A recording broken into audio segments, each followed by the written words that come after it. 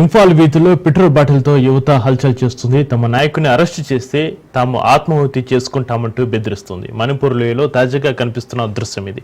ఒక నాయకుడి అరెస్టుతో 5 జిల్లాల్లో కర్ఫ్యూ, ఇంటర్నెట్ బంద్ అయింది. అయినా ప్రజలు వెనకడుగు వేయడం లేదు. జాతీయ సంఘర్షణల మంట ఇంకా చల్లారకముంది. ఇప్పుడు ప్రభుత్వానికి ప్రజల భయం మొదలైంది. మణిపూర్ రాజధాని ఇంఫాల్లో అరంబై టెంగోల్ ఏటీ నాయకుడు కనన్ సింగ్ అరెస్టుకు నిరసనకారులు నిప్పంటించుకుంటామని బెదిరించారు.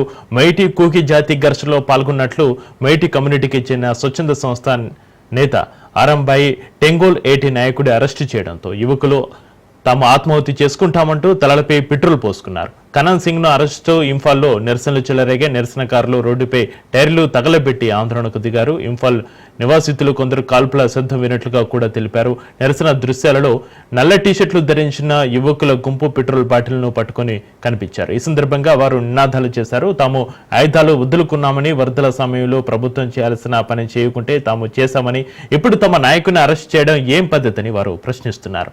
చావనైనా చస్తం కానీ అరెస్టు చేసిన నాయకుని వదిలిపెట్టాలని వారు డిమాండ్ చేశారు.